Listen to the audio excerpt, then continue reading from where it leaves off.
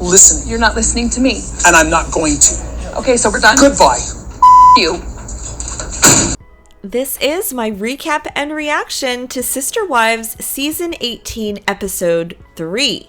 In this episode, Janelle and Kody have their huge fight, and Robyn and Kody make me mad again.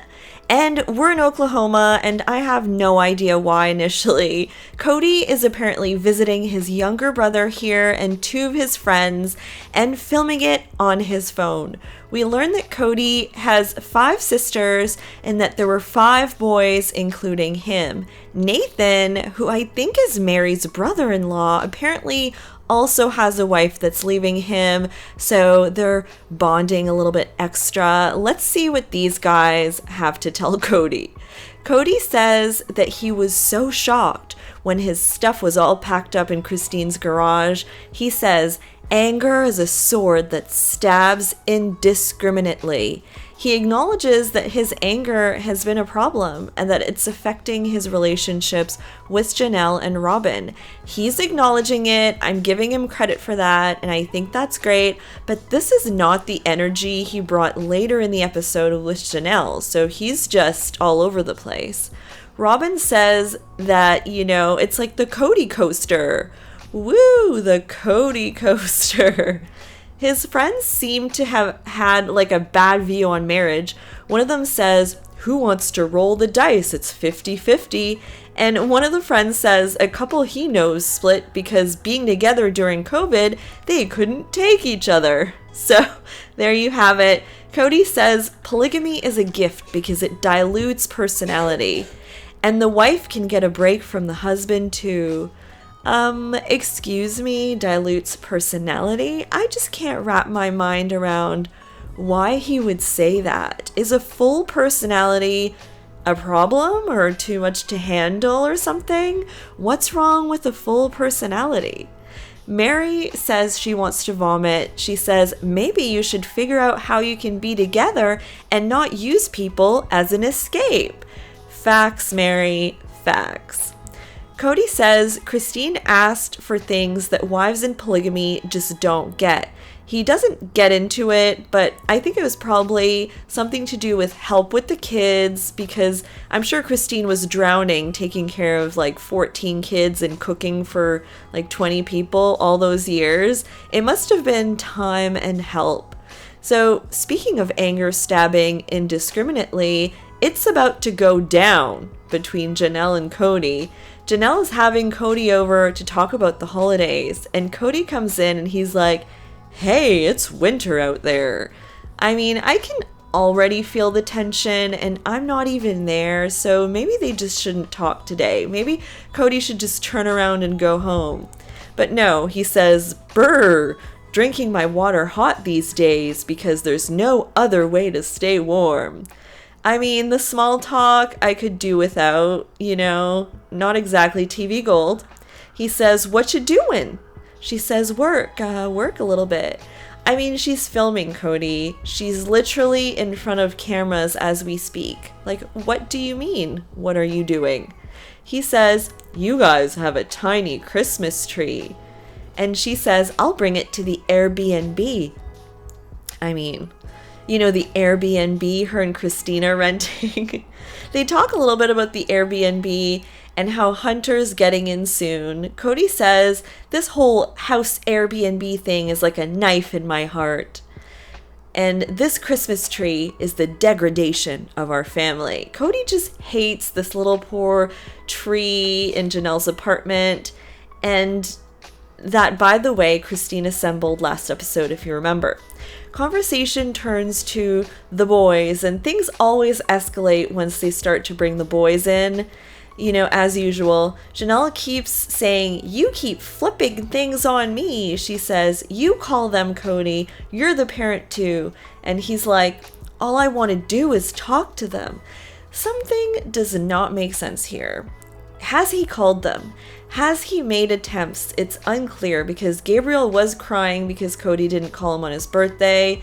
He also says the phone goes both ways, and later when Mary asks if he tried to reach out to the boys, he says yes, but somehow I call BS on that. Either way, Kody has decided this is all Janelle's fault. And this is especially triggering because some men actually do blame women for no reason and make them the scapegoat in the relationship. So anyone in a toxic relationship, I'm sorry, you have to witness this. Kody says, "You didn't support the rules, Janelle. You knew the rules. You undermined them." Like, are we at school? Anyways, Janelle says, "I'm tired of being gaslit." And Kody says, "You gaslight me."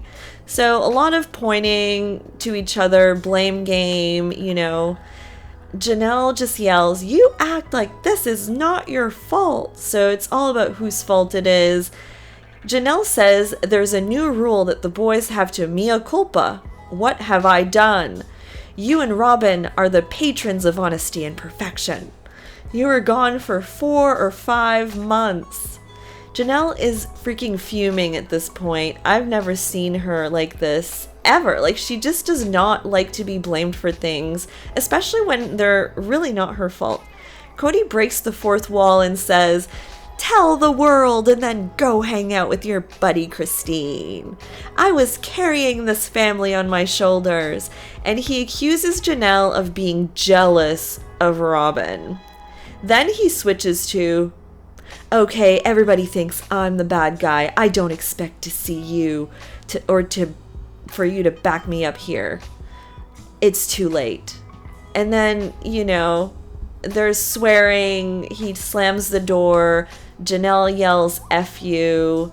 And then she asks for the cameras to go down, but then she does come back and films on her phone after. And she seems like she's been crying, and she says that it felt like they're done in that moment. It was just like a feeling when he was there. And weirdly enough, I could kind of feel that, through the screen. She says that after the fight, she thought to herself, "I have nothing financially. I'm tied up in the property. I'm a smart woman, but I trusted this family structure, and I'm 50 and I have nothing." And I just felt really bad for Janelle in that moment when she said that, because her finances and being logical and smart, and that's like her thing. And I feel like she probably felt like she kind of failed herself there. On a lighter note, then Christine is teaching Garrison how to make the Christmas rolls with his girlfriend. And it's kind of cute, but Christine doesn't really make a big appearance. This is not like a Christine episode at all, basically. So then what happens is that Kody meets Mary and Robyn outside. I think they're outside Mary's house. And Mary says, "Wow, you guys seem like womp, womp, womp." And I thought that was funny. He tells them that him and Janelle yelled at each other, and Robyn acts surprised. Like, really, as if he didn't confide in her already. She already knows. I would bet on that. She was probably waiting in the car outside while they were having the fight or something. I mean, what a farce. She knew. Kody says Janelle's colluding with the boys. Colluding. And Mary's not fully buying it, and I applaud her for that. He says Janelle might not be colluding, but Kody has blinders on at this point. Mary feels like a third wheel, but she gets to host Christmas Eve. She's been thrown a bone and doesn't know she should invite Janelle. I think they gave Mary Christmas Eve so that Robyn wouldn't have the blame on her for not inviting Christine and Janelle. Honestly, that's my opinion. Mary says, "I don't know what to do. Do I invite them?" And Robyn says, "That sounds scary," which is basically a cue for Mary to not invite them. Like, if your best friend or someone you're close to says, "That sounds scary," to invite them, you're probably going to not invite them. Robyn's not exactly trying to get the family together here. I felt like she was trying to get Mary to not invite them. You say you want to be in the rocking chairs, Robyn, but in difficult moments, you're blocking people from being invited to Christmas Eve. Robyn. Anyways, Kody says, "I'd rather be around people who want to be around me. I just want to run away from everybody who have been so uncool about what I was trying to do to protect the family." Geez, if he talks about the rules one more time, I mean, let this be water under the bridge. Like, we need to move on from the rules. We need to move on. There's a lot of gaslighting, blaming, there's not good communication, finger pointing, like lots of that, and weird manipulation. So this is just toxic at this point. What did you guys think of the episode? Let me know. Don't forget to like and subscribe to my channel, and I'll be back with more Sister Wives content.